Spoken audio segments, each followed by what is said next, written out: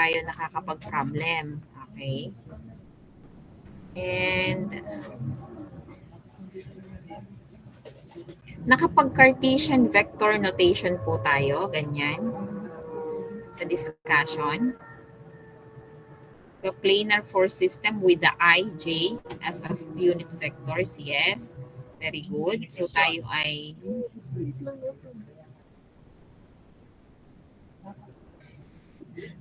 dumating po tayo dito sa right-handed rule. Nakarating po tayo.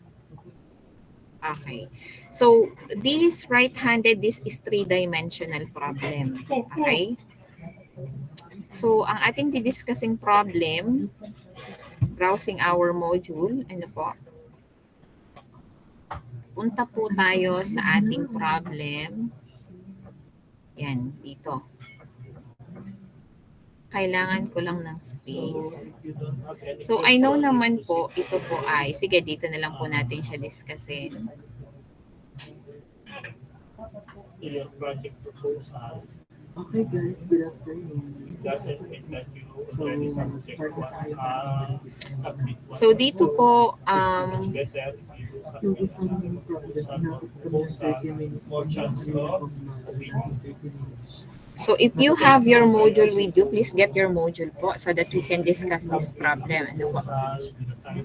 Kaya minsan, kaya nalilito ng kaso Something like that. So our proposed design is focused on sustainability nakapa-extend.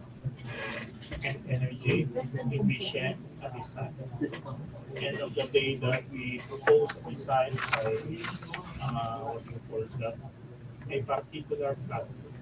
Proposed design of our Wala pa din sila. 40, kulang pa ng 4. Okay, so let's wait po for another 2 minutes lang po dun sa 4 po ha. Baka papasok pa. Wait lang natin sila for 2 minutes. sustainable.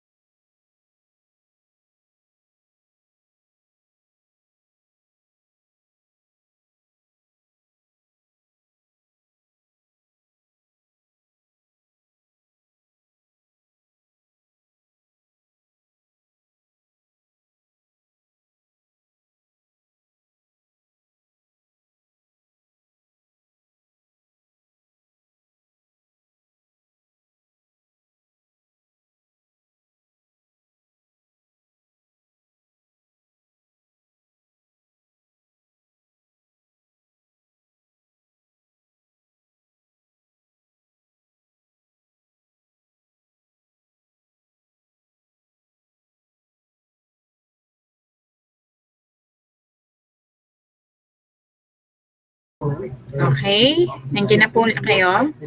Para nabawasan pa kayo ng isa. Okay, sige, habol na lang po. Ano? And if I can, so on Friday po, I will be on my official leave of absence. So the discussion of other problems, so basically, hindi na po didiscusin naman lahat. Dahil the instruction po, the student should have their own solution. Okay, para hindi po nakatali yung inyong solution sa kung paano mag-solve lamang ang instructor. So it's up to you how you will solve as long as we will arrive at the same answer. Ano po? So, ang ating pong coverage, I repeat, that will be from chapter 1 to chapter 2. Ang hindi lang po natin isasama sa chapter 2, yung topic under the cross product and the dot product. Okay? So, please practice solving problem po para hindi po tayo mag-struggle kapag po tayo ay nasa exam proper na natin.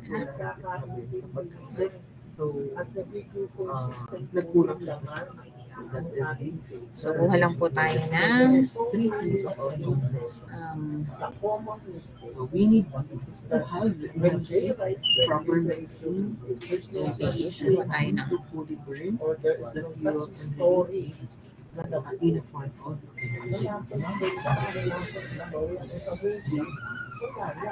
So here the diagram. So we have different diagrams here, which are the perfect combustion. good visible po sa combustion, inyo ang aking screen. Nakikita niyo po.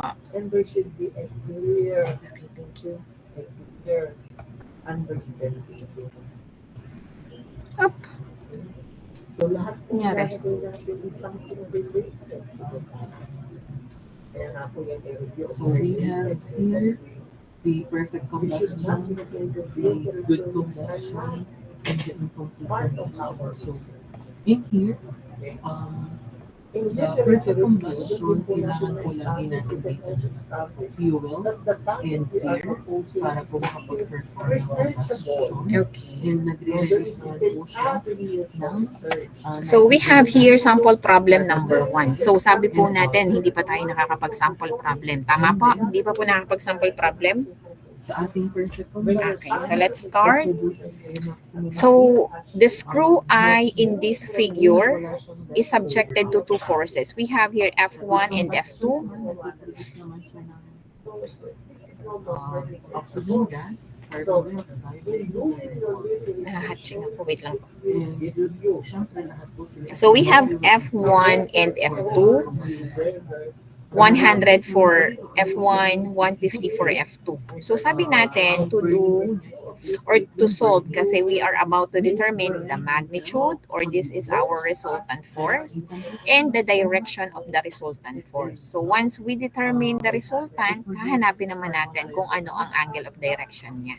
So sabi natin we have two methods, the parallelogram law and the triangle rule. So kapag ginawa natin yung parallelogram law, magawa tayo ng parallel line dito sa isang force vector and another parallel line dito sa another force vector. And the diagonal po niya is our resultant force. Okay? So narito ang ating pinaka-resultant. And this is what is the problem asking. So this resultant force, sabi natin, nagawa na natin si parallelogram law. We can have it in triangle rule naman. So we have here F1 and from the head of the F1, so we have here 100 Newton. From the head of this, i-connect natin si F2. So si F2, yung kanyang buntot, the tail, i-connect natin na andito si F2, the 150 Newton. Po? And narito si at i-close natin siya and this is our FR. Okay? And Now, by the to conservation, apply para magamit natin ang formula ng ating cosine law, kasi cosine law ang i-apply natin para mahanap natin ito. Remember yung ating trigonometry na nasa module natin na pinagdaanan natin, yung ating FR, this is yung ating FR, to find that, we have the cosine law, applying the cosine law. We have here yung ating F1 squared, which is 100 Newton squared plus the F2 150 Newton squared minus 2 100 Newton times 150 Newton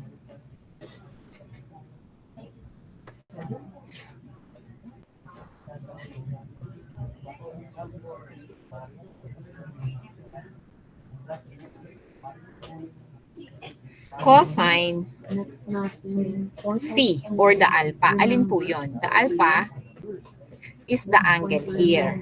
Okay? Which is, hindi pa natin alam ang value ng alpha dito. Ano? So, to determine that alpha, we should evaluate the given illustration. No? So, here, meron tayong bigay na 15 degrees, binigay na 10 degrees. Ano? So, ang total angle nito, as we know, usual, this is 90 degrees. Okay?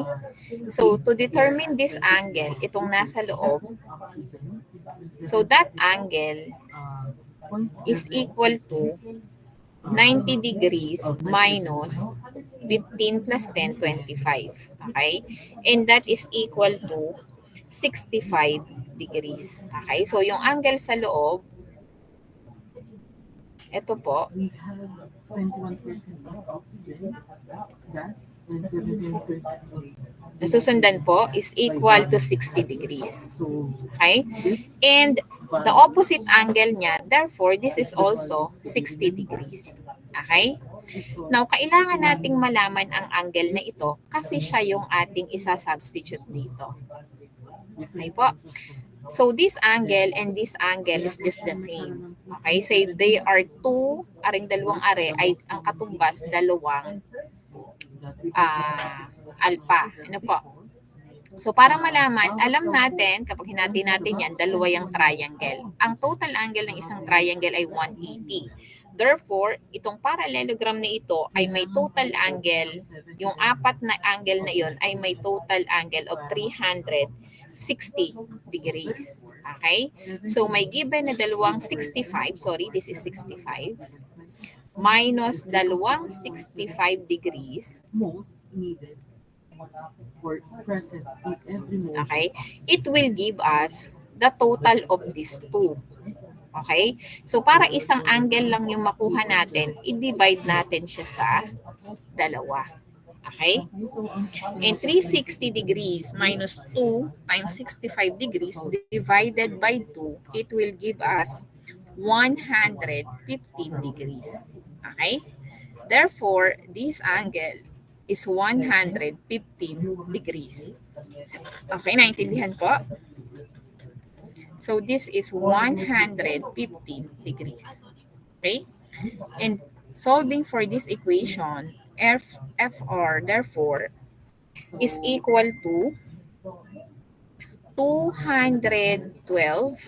Paki-compute sa calculator ninyo. 0.552591 Newton or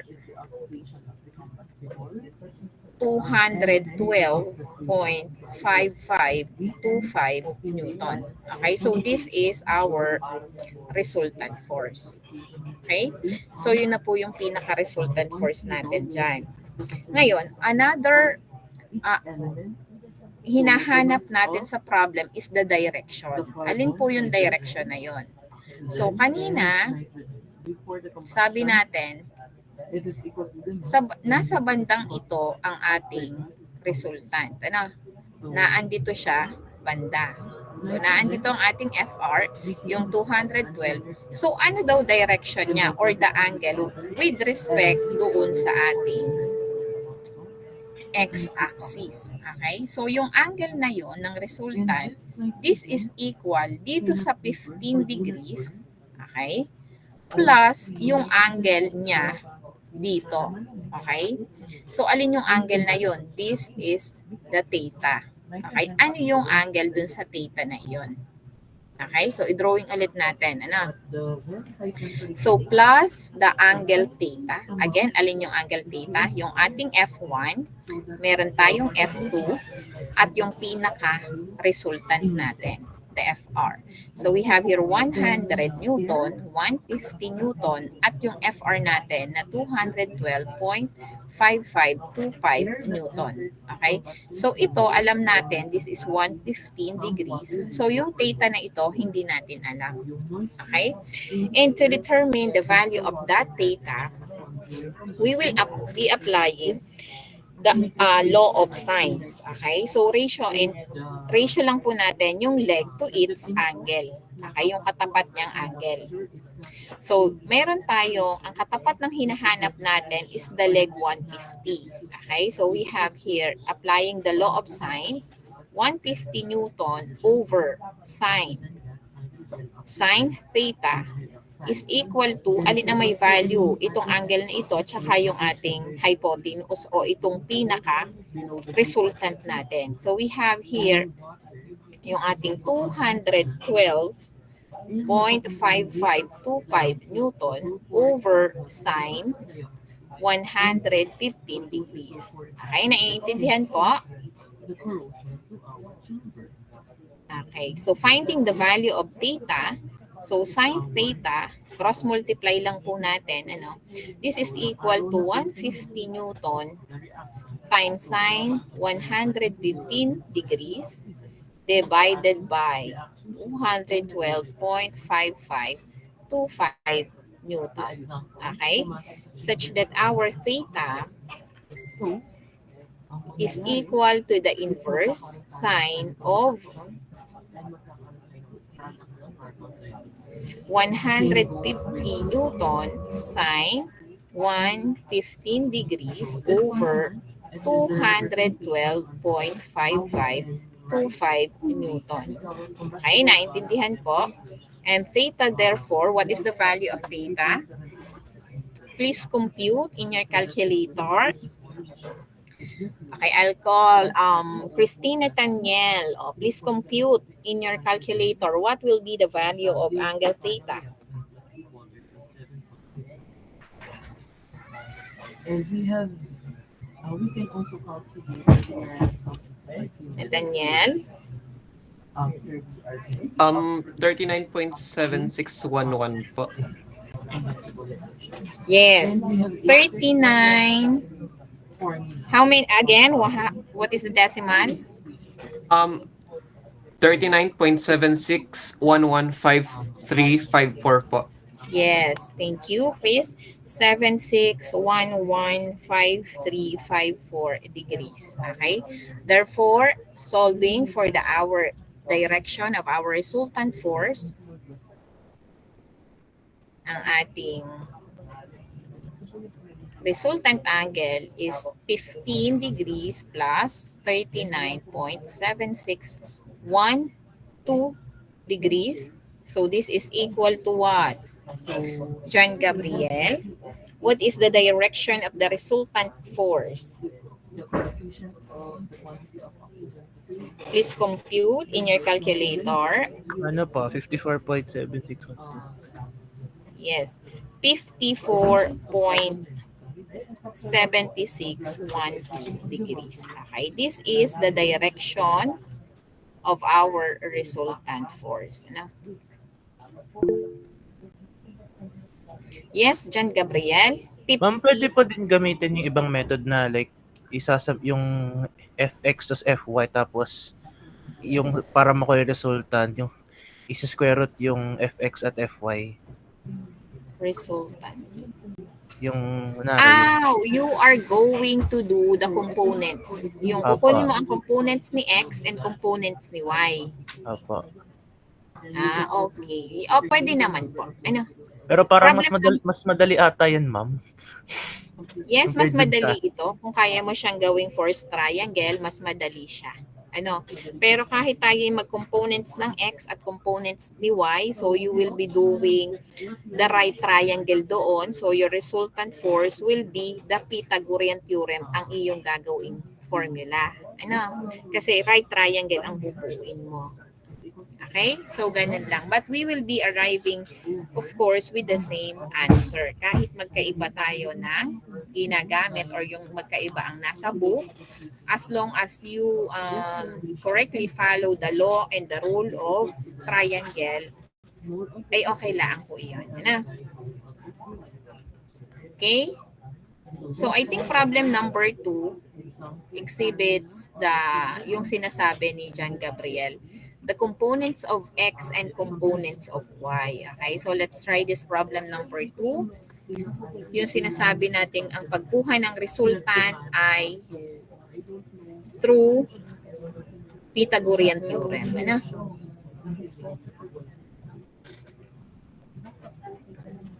Madali siya kasi may basis tayo. Ay, kailangan natin kuhanin ito kasi kailangan siya sa process. Kailangan siya sa so, ganun po yung thinking ko. Kaya po, hindi ko siya masyadong na-explain. Okay. During the problem solving. So let's have here our problem number 2. So the link in this figure is subjected to two forces, F1 and F2. Determine the magnitude and direction of the resultant force. So yung sinasabi kanina po ni John Gabriel ay through the components, rectangular components nung given force. Ano? So alin po yung sinasabi natin? So si F1, of course, ang rectangular components niya, meron siya ditong F1x. Ano? Meron siya diyang F1y. Okay? Si F2, meron siya ditong F2x at meron siyang F2y. Okay? And for our solution, since resultant and magnitude ng resultant force ang ating hinahanap, so through rectangular components, so we will be getting the summation ng force sa x equal to 0. So, alin po ang x natin sa F1? Ito po yun. Ano? We are given with 30 degrees with respect to x. So, that is cosine. So, this will be 600 Newton cosine 30 degrees. And the x ni 2x towards to the negative sign. So, that will be minus 400 Newton. With respect to y, so that will be sine. Okay? Sine 45 degrees. So, bakit sine? Ano? Triangle pa din. Aring ibabaw na are. Okay? And with respect to this angle, we are looking for this component, the x, katumbas nito. And that x is no longer cosine. Kasi kung ito ang ginamit natin, cosine, kasi siya ay adjacent. Pero dahil siya naging opposite, kasi itong triangle na itong ating basis, naging sine siya. Okay? Ganun lang po. Ano? So we have here 600 Newton cosine 30 minus 400 sine 45. What will be the value of the summation of forces sa x? Please compute. This is not 0, sorry. Let me call Andre Luigi Marasigan. Yes po, ma'am. Wait lang po. Yes. So, it is being computed ito because of it can be computed by using this one. So, kaya hindi nakita kung bakit siya may value. So, bakit po siya 1.5 dyan? Kasi po, ang sabi dyan is 150% theoretical error. Our theoretical error is 1. Ma'am, summation of f of x lang po, di ba?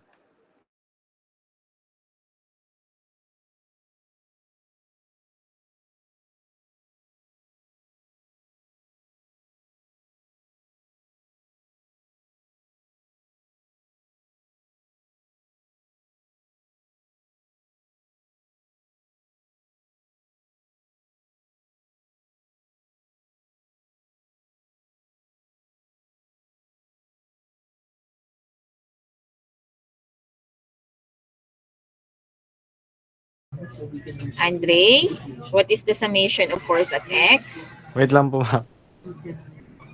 Move to the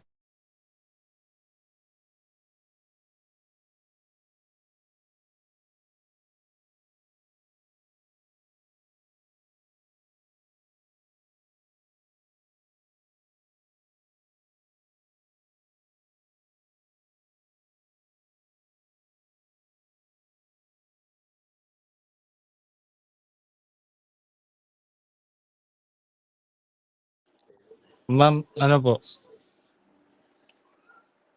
600 ko. What? Wait lang po. 600. 600 cosine 30 degrees minus 400 cosine 45 degrees po. assuming the products contain carbon dioxide. Wait lang po. Water, oxygen, determine the mole number of each X in the Okay, anyone? What is the value of summation of force? Yes, Ivan. What is the value of summation ng force sa X? Ivan? 236.772529.8 po, ma'am. Okay, thank you. That is 236.772529.8 Newton. Okay? And for the summation ng force sa Y, positive upward, equal to, alin ang mga Y natin? F1Y at F2Y. So we have 600 Newton sine, kasi positive siya kasi siya pataas, sine 30 degrees. So ang F2Y natin pataas din. So plus 400 Newton cosine 45 degrees. And what is the value of our summation ng forces sa Y? Yeah, Mariah, Celine. Hello po. Ay, Yes. ano po, 582.842.8427. Yan po. Okay. So that is 582, thank you, 8427125 Newton. Okay? So, pag ipinlat natin yon sa X and Y coordinates, ano, nandito na siya. Okay? Yung resultant natin, ito na yung ating pinaka-resultant. At ito, yung ating summation ng force sa X. At ito na po, yung pinaka-summation ng forces sa Y. Okay? Na kung ipaplat natin siya dito, this side, okay, ito rin yung ating summation ng force sa Y. Okay? And this is a right triangle. This is the hypotenuse. Kaya sabi kanina ni John Gabriel, kung pwedeng gamitin ang Pythagorean theorem, of course, the formula, yung ating FR is equals to the square root ng ating 236.7725 Newton squared plus 582.8427 Newton squared. Okay, and what is the value of the resultant force? Yes, Yalova. 629.100038 po. Okay, or 629.1 Newton. So this is our resultant force. Okay? And to solve, dito sa direction natin, the angle of our resultant, the theta, our resultant, this is the inverse tan ng ating y. Okay? Opposite over adjacent. Y natin is 582.8427 Newton over X natin na 236.7725 Newton. Na? And what is the direction? That is the direction of our resultant force. Anyone? Yes, Casey? 67.891172 po. Yes. Or 67 for decimal na lang po, 8912 degrees. Okay? So, this is the direction of our resultant force. Okay po, may tanong?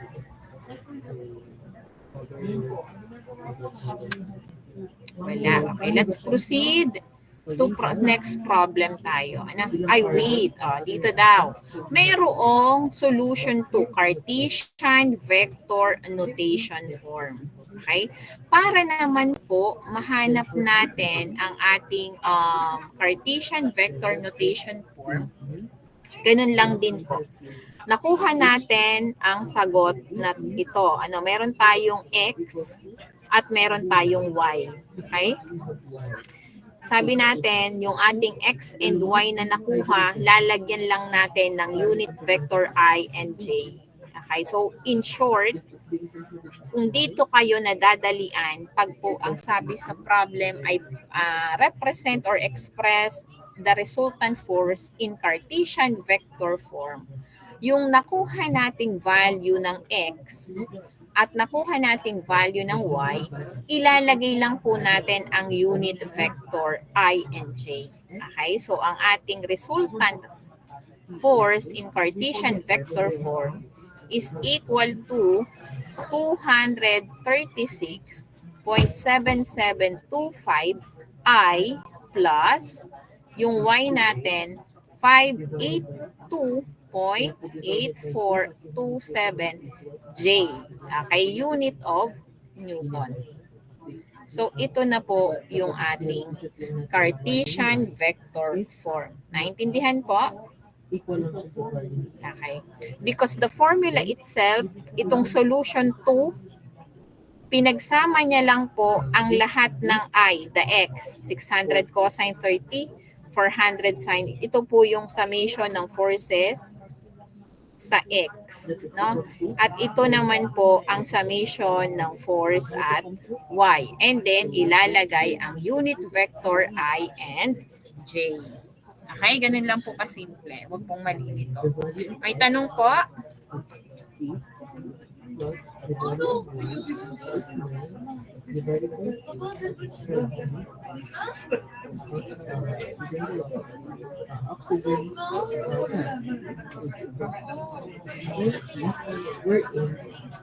So, punta po tayo sa next problem natin. Ano? So, tayo naman po, dumaan po tayo sa coordinate direction angle because this problem po ay, ang given po sa atin ay mga coordinate direction angle. Okay, wait lang po, wait lang.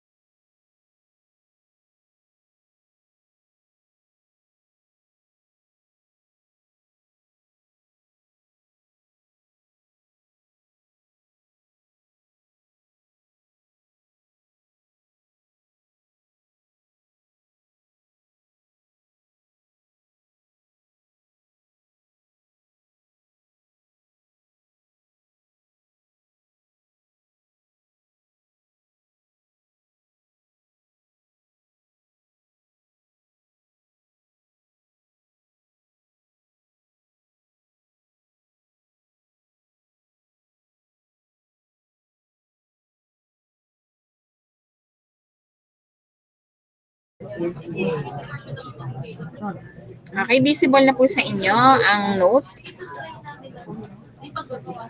Okay, so dito na lang po tayo mag-solve.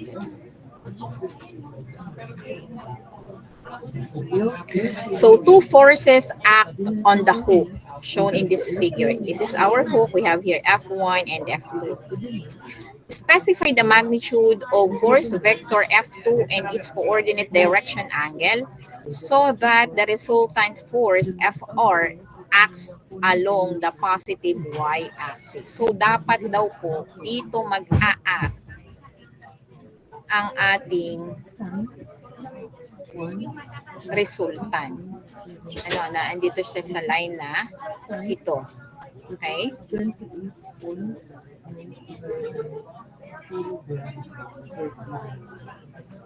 We have here our resultant.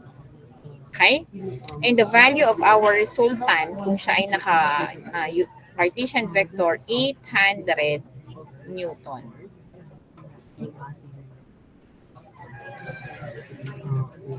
So, we are given with the coordinate direction angle. So, iisa-isahin natin ngayon natin siya. Ano? So, for our solution,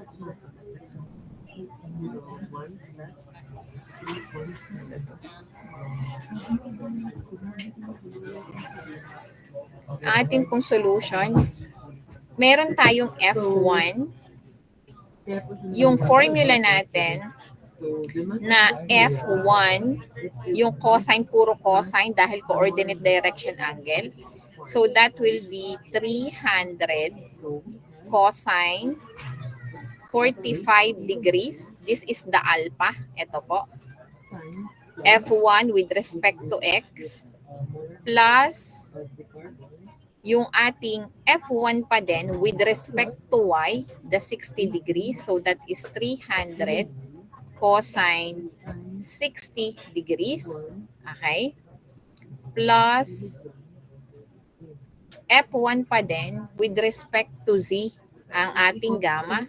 So that is 300 cosine 120 degrees. Okay?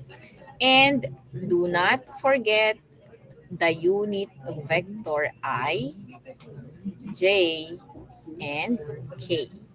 Okay?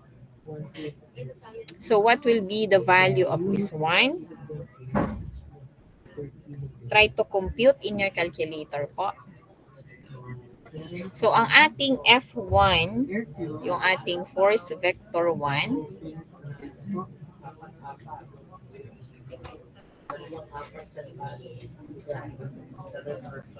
so this is equal to what?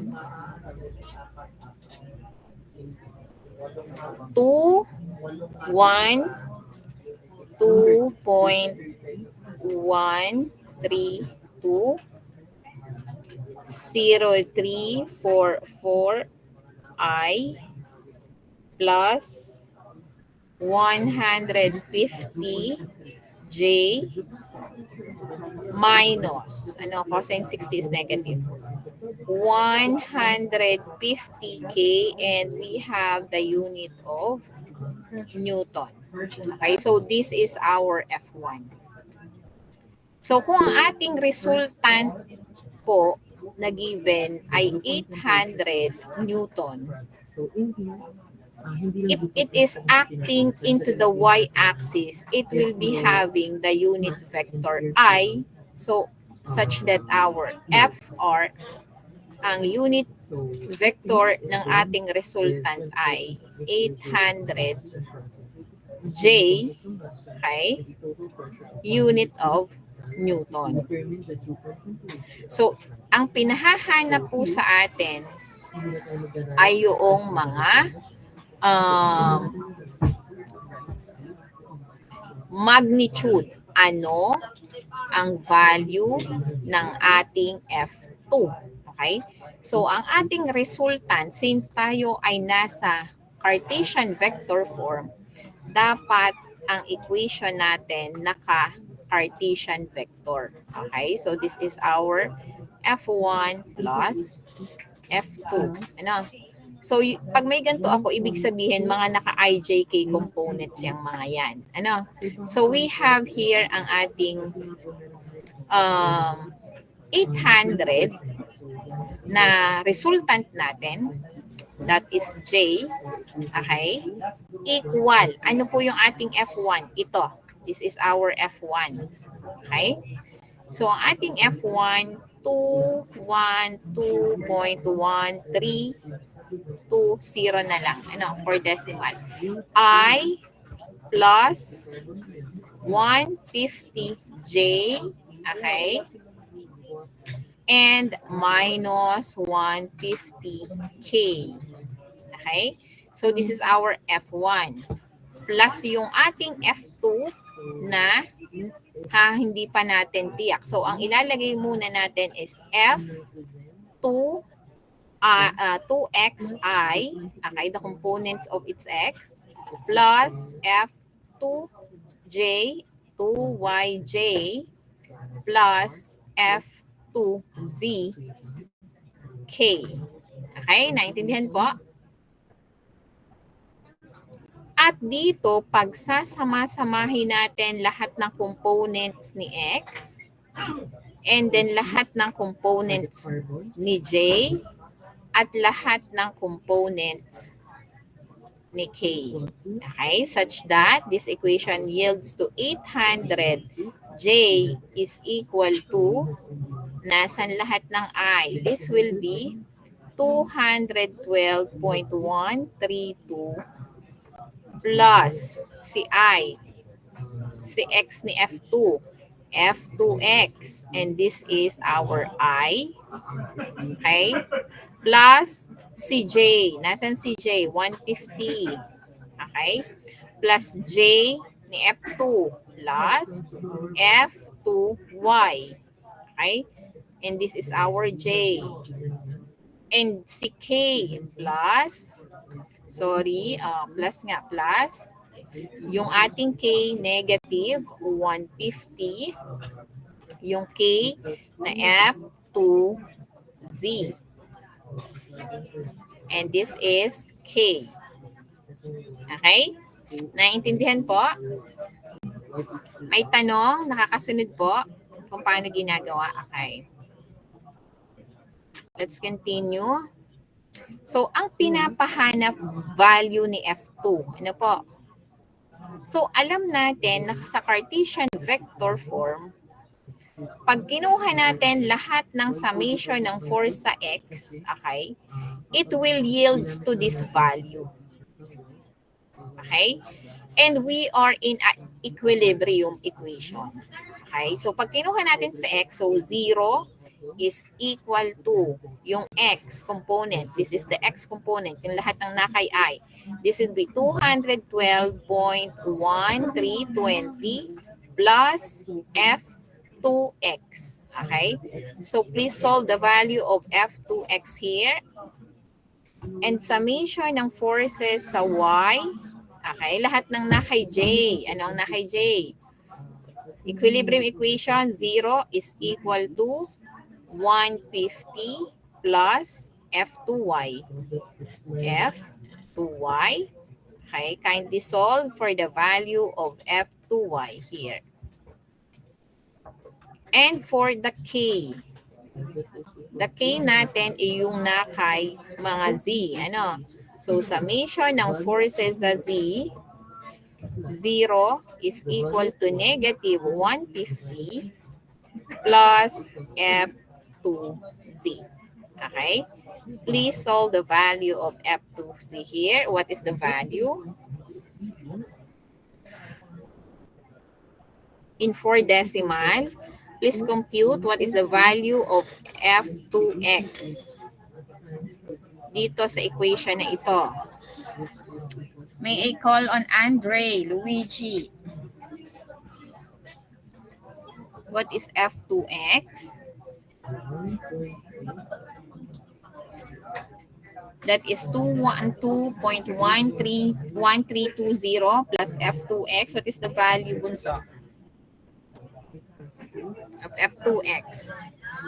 Ita-transpose lang po iyan.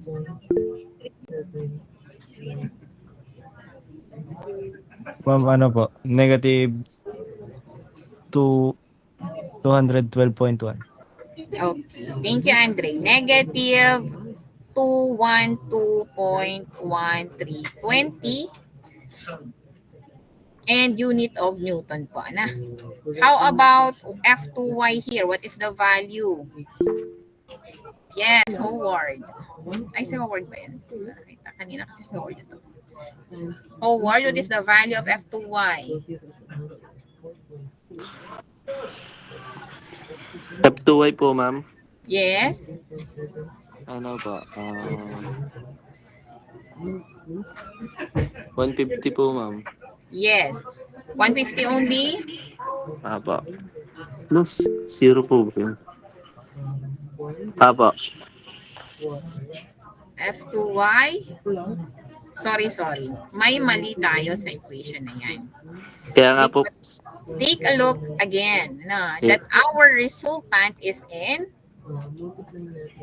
ay, J. J. So this must not be equal to 0. So this is equal to 800. Please compute again. Ano pa? 650 po, ma'am. Yes. 6, kasi ililipat magiging negative. So this is 650 Newton. And what is the value of FC? Ashley, what is the value of FC? 150 po. Yes, 150 Newton. Okay? Therefore, our resultant force using the Pythagorean theorem for our F2 rather, we'll be using the Pythagorean theorem to solve, ayaw mag-erase, equal to the square root ng 212.1320 squared plus 650 squared plus 150 squared. So, Carl Angelo, what is the value of F2? 700. 700. Okay. F2 therefore is equals to 700 Newton. Okay? And another thing that the problem is asking are the direction angles or the coordinate direction angles. No? Find or specify its coordinate direction angle so that the resultant force acts along the positive y-axis and it has the magnitude of 800 Newton. So again, may corresponding formula po iyan. Determine. So isa-substitute lang po. For our direction angles, okay, we have here for our alpha, So, paano si cosine Tina? alpha I invite ng myself. 2, yung ating Christina. F2x over yung F2 natin. Okay? For our cosine beta 2, yung ating F2y over F2. And for our cosine gamma 2 is equal to F2z F2. The number of the flows or the width of the flow. Okay? Naintindihan po? So, isa-substitute po, So, we have here negative 212.132 over yung F2 natin na 700. This is F2y natin, 650 over 700. Yung ating FZ ay 150.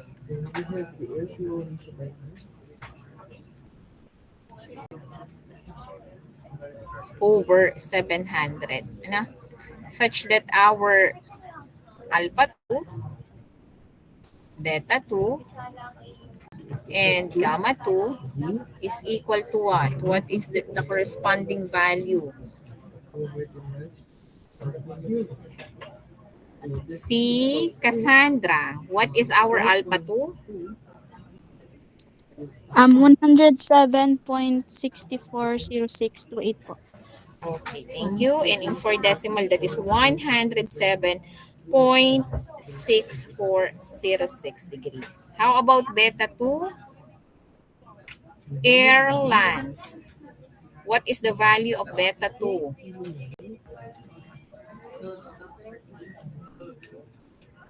Airlines. Wait lang po. Okay, sige. We will wait for you. table. And this is given. So, para dito sa tayong value. Sulat niyo, ma'am. So, ito po ang gagamitin natin. Yan ang sulat niyo sa ano? Sa kanto? 0.01. Ma'am, ano po? Ang sulat naman, kilogram. 0.9286 po. Ulit. Inverse cosine. Baka nakalimutan. Ay, ma'am. Sige, paki-inverse.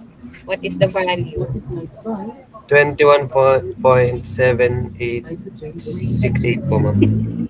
Okay, that's correct. Ano, in 4 decimal, that is 21.7868 degrees. Okay? How about gamma 2? we can now solve for it. Elmer Fate, what is gamma 2? But so we have the air fuel ratio and mass equals to Ma'am, 0.9999 po ba?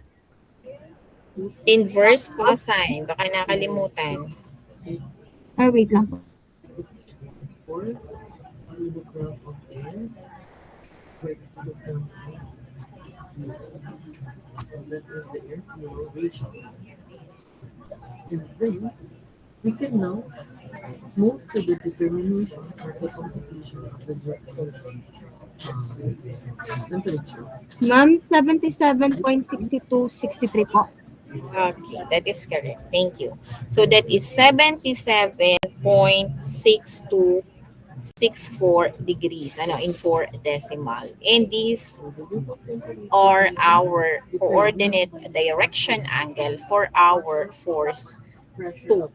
Okay? So do not forget that kapag hinahanap ang mga angle, ililipat siya, itatranspose sa kabila, and that will be denominator, but instead of doing the denominator, nilalagyan lang siya ng inverse 1. Ano? So do not forget to do the inverse when we are computing for the angle. Okay? Okay, may tanong po sa problem na ito. Partial pressures of the water vapor is equal to. So have we already tackled about the force directed along a line? So since it is pressure, Yung ang unit vector po ay the formula for the unit vector, yung force unit vector is equals to F multiplied to the unit vector of F.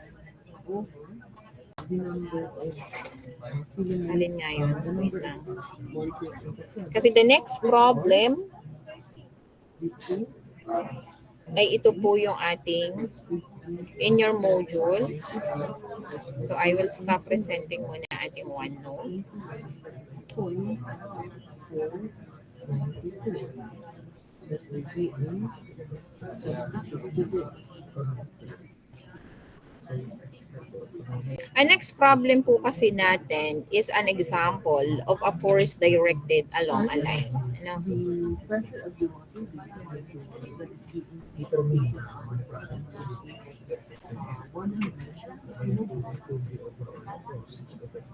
And then we can Alin yung sinare ko sa inyo? Yan, ito nga yan. And nasan siya? Next problem, ito. So have we already discussed this one, yung ating formula na ito? This came from that our force vector is equal doon sa magnitude ng force multiplied to the unit vector U natin. Dumayo na po tayo dito. Hindi pa. Okay. Kasi yan. So dapat po ang magiging sagot mo ay Nakalabis. ganito siya. The temperature saturation at 13.95868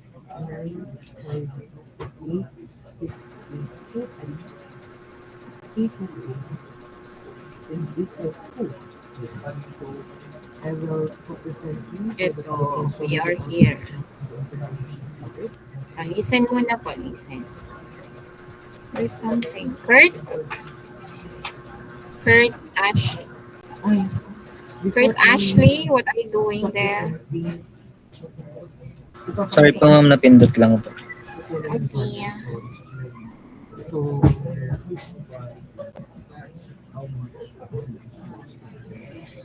if we have this value, the 30, Okay. Punta po tayo sa force vector directed along a line. But before that, let's have first the position vector. Okay? for the tensor square, So pag sinabi nating position vector, ito yung mga lokasyon ng ating ng ating vector sa coordinates ng x, y, and z. Okay? So, ang key, no, babaybayin lang po natin siya sa x, sa y, at sa z. Okay? So, we have here yung x, unit vector of I, y, unit vector of j, z, unit vector of k. Paano daw po natin gagawin iyon? So, ang ating A, if we are from the origin O, pupunta tayo kay A, dadaan tayo kay Y, ito yung axis ni Y, dadaan tayo kay X, yung palabas, ay axis ni X, parallel sa kanya, at bababa tayo. So, yung distance na tinravel natin kay X, Y, and Z, those are the position vectors na tinatawag. Naintindihan po? Hello po. So, kung ang ating hahanapin ay position ni A, ang X natin, ano ang tinravel natin kay X? That is 4 meter. Okay? Ang tinravel natin kay Y, 2 meter. Ang tinravel natin kay Z, this is the positive pataas. Ngayon bumaba tayo, see this is negative 6 meter. Okay, naintindihan? Ganun lang po kasimple. Naintindihan po? That's the shortcut way. So another example. Kung tayo ay galing kay origin O, pupunta tayo at point B, we have to travel in this path kay X at a distance of 2. Ta-travel tayo kay Y, lahat ng parallel sa axis na yun ay coordinates niya. Tulad nito, parallel siya kay Y. So this is the components ni Y. Okay? And bago tayo makarating kay B, aakyat tayo ng 4 meter. Therefore, ang position vector ni B, uunahin natin si X. Okay? Naglakad siya papaganyan kay X. A distance of 4 plus 2, that is 6 meter. Okay? And remember, ang kay X, ito ay positive ni X, yung palabas niya, at ang papunta doon ni X, that is negative X. Okay? Ito naman ang positive ni Y, ang papunta doon ni Y, negative Y. Ito ang pataas, positive ni C, ang pababa niya ay negative C. Okay? Naintindihan po the positive axis and the negative axis? Okay. So, balik tayo. Nag-travel tayo kay origin, lumakad tayo kay X, 4 plus 2, 6 meter. Lumakad pa tayo at a distance of 1 meter, and that is on the y-axis. So, that will be y, 1 meter. And umakyat tayo pataas. Okay? And that is 4 meter. Okay? So, these now are the coordinates of B. Okay? Bakit po yun ay negative? Mali si ma'am, dapat may negative doon. Because this side is already on the negative side of Y. Okay, naintindihan? So, ganun lang po kasimple na. Now, punta tayo dito, Kasi the rest po dito, paulit-ulit. Kasi dito po, tinuturuan pa tayong mag-minus. Kasi, paano po yun? XB minus XA. Kasi kung anong lokasyon mo kay B, katulad dito, kung ano ang X mo dito, anong X mo dyan? 6. Dito ay 4. So, sasabihin, you are at 2. Okay, ganon. So, kasi dito rin naka-resultant. So, okay lang yon. It's up to you. Kasi from origin to the destination tayo.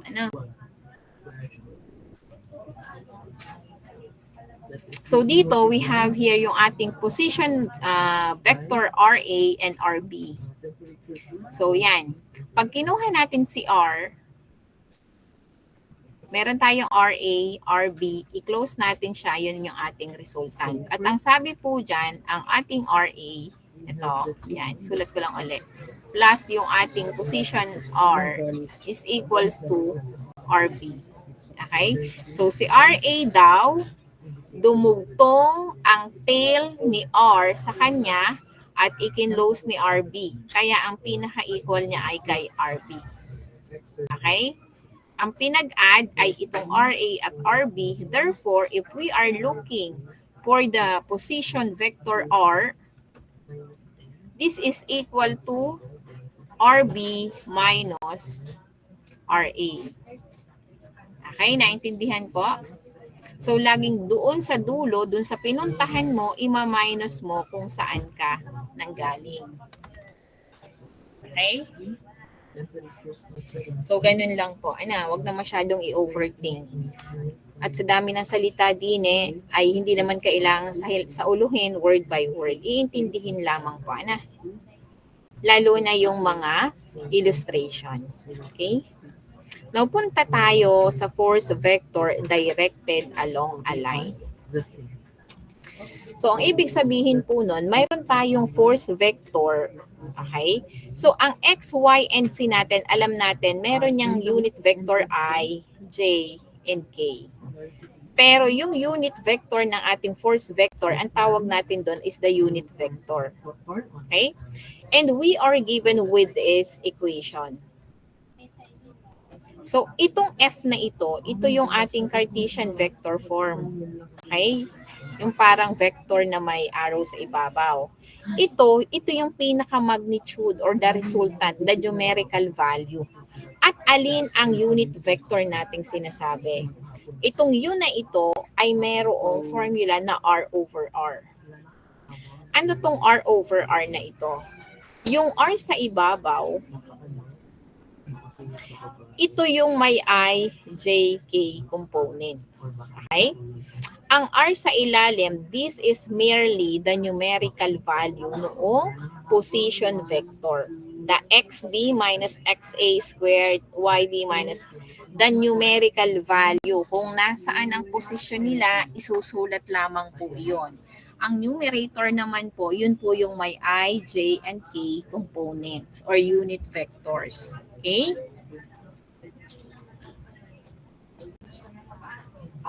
Punta tayo sa problem number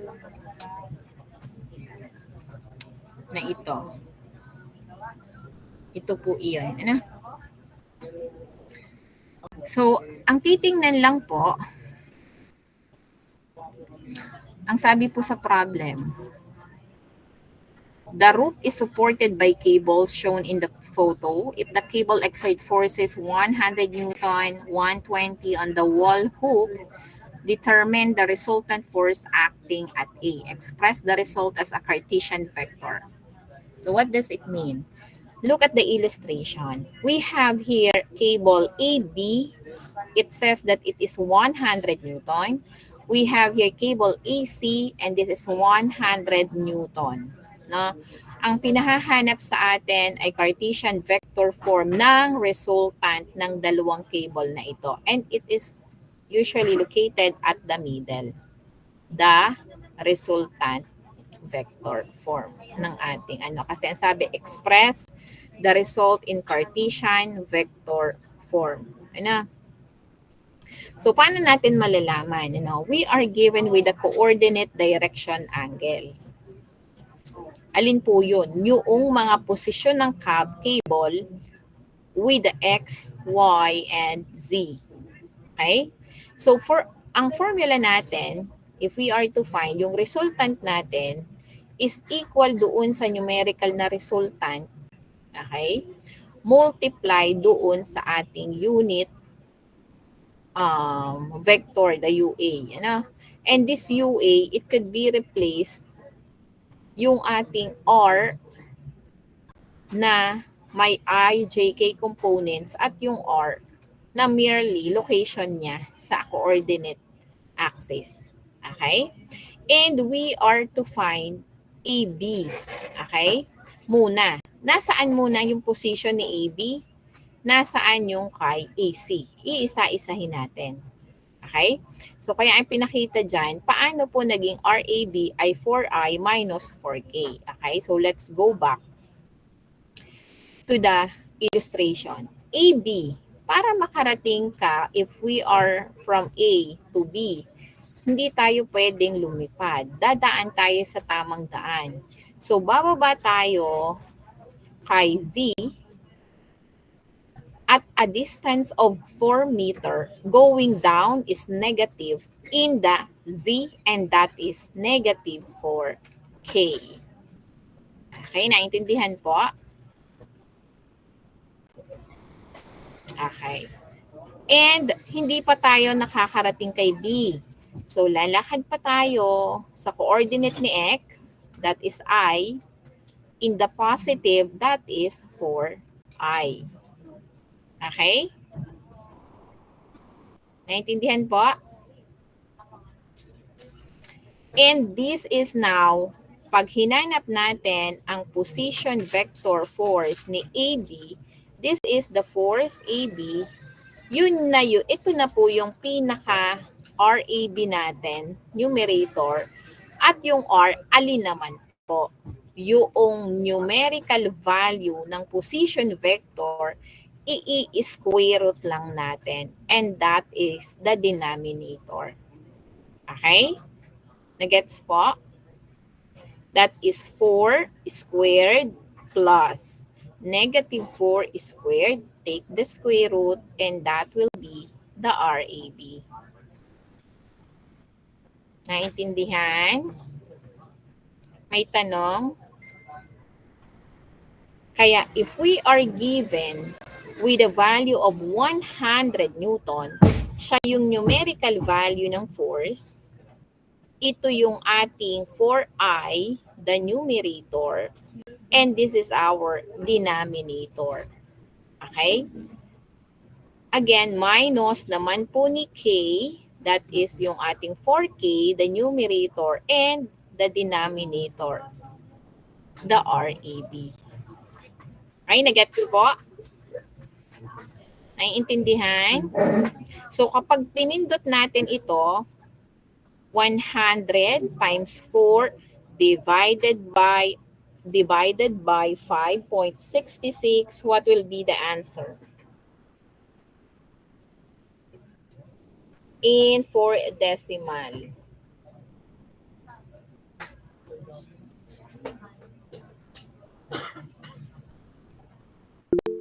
Yes, Mitch? 70.7106. Ay, 07 po pala. Yes, correct. Exactly. Ano, dito lang ay naka-round off. Ano? And dito, ganun din po. At ito na yung pinaka-Cartesian vector form ni AB. Okay? Ito na yung pinaka-form natin. And if you try to compute it in your calculator to check if your answer is correct, just take the square root of, if I'm not mistaken, ano po? Take the square root of 70.7 squared plus 70.7 squared. So the answer is 100 Newton. Ano, kung hindi kayo magra-round off to check if this is correct, ang FAB po, you can counter check, go back with the calculation pabalik. So that is 0.7, walang rounding off, squared plus 70.7 and then walang round off. Ano? The answer will be 100 Newton. Ano? So, ari lang po, in-express in Cartesian vector form. Naintindihan po? So, try to compute kung 100 Newton nga ang lalabas sa inyo. So, dapat ganon. Ano? Because ito po yung components noong force na AB. Okay? And the same solution goes for FAC. Okay? That if we are to travel from A to C, we must travel from Z, negative 4, Z, negative 4K. Another travel to Y, I, positive, distance of 2 meter, positive 2J. And another travel to X, no? X po ito. Distance of 4 to the positive, that is 4I. Okay, nagagets po? So, ito po, to find the value of FEC, this is equal yung ating FEC, yung given, multiply dito sa na may IJK, yung ating RAC, over the REC. So, si RAC naman po, all the position vectors take the sum of the square root, take the sum of the squared and then square root. Take the square root of the summation. It will give us the value of 6 meter. Okay? Naintindihan po ang process? May tanong po? So, ganun lang po, paulit-ulit. And then, kukunin ang components ni I. Ayun po yun. Components ni J, yun po yun. At components ni K. Okay? Ganun po, So, kung medyo nahililito, kasi talaga pong nakakalito, kahit naman po ako, nung una kong pinag-aralan yan, hindi ko rin naman po agad-agad natutunan. Medyo ilang basa, ilang practice, bago po matutunan, kaya okay lang po kung medyo nalilito. So, ang key, babalik-balikan po. Now, again, to check, take the square root ng lahat ng ito. Squared plus the squared of 40 is squared nito. Take the square root. Squared nyo po yan lahat. Dapat po ang lalabas ay 120 Newton para malaman ninyo kung tama ang inyong Cartesian vector form. Okay? Naiintindihan po? Check po natin. 80 squared plus 40 squared plus 80 squared and then square root.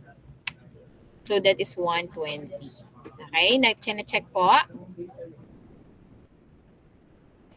Okay, now that we express the Cartesian vector form of these two forces, pag-aadin lang po natin sila para makuha natin ang resultant force in Cartesian vector form. Okay, nagets po?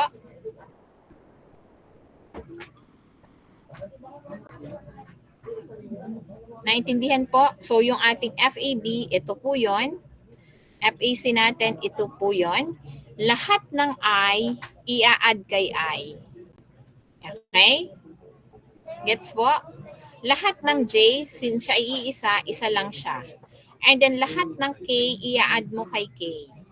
Okay? And this is now the Cartesian form.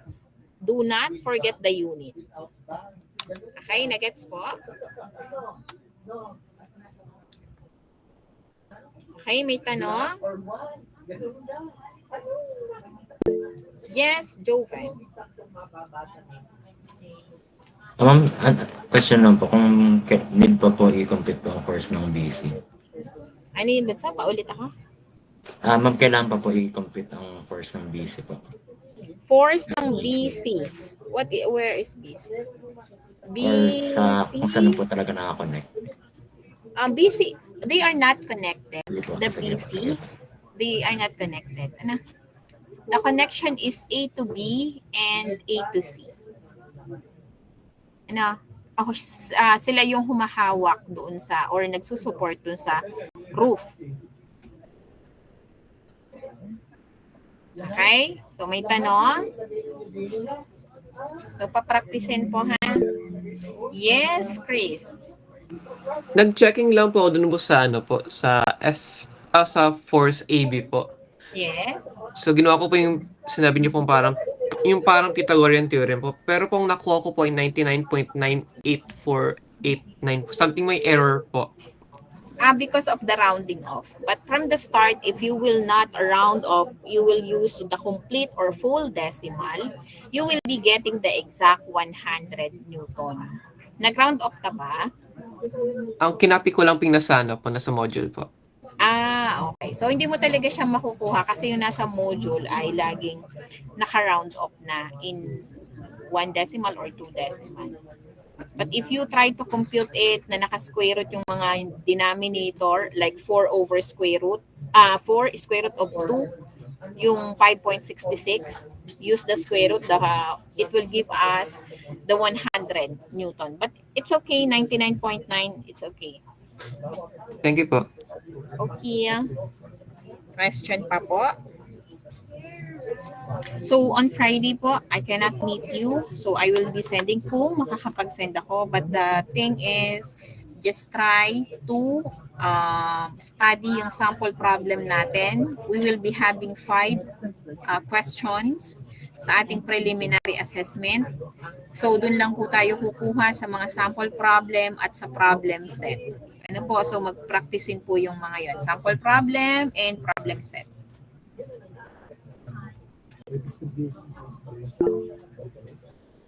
Yes, Mitch. Mag-aas lang. Okay lang po ang schedule po na prelim po natin. Ang binibigay pa lang ngayon sa amin ay yung period. It will start at Feb. Ano yung sabi? Actually, wala pang schedule po. So, ano? But ang sabi is Feb 23 to March 3. Okay? Yung subject per day, wala pa pong nagagawang schedule. Kasi usually ibinibigay kasi yon day before or inire-release. Hindi ko po pala alam kung wala pang nagagawa or hindi pa nila nire-release. Kasi minsan po for confidentiality din. Kaya hindi nila agad ibinibigay kasi minsan may mga nagli-leak, ng mga exam ganun. So wait na lang po day before ng Monday, because as I heard po ay February 23 ang start ng preliminary. Okay pa? Thank you po. Okay. May tanong pa po? Yes, ma'am.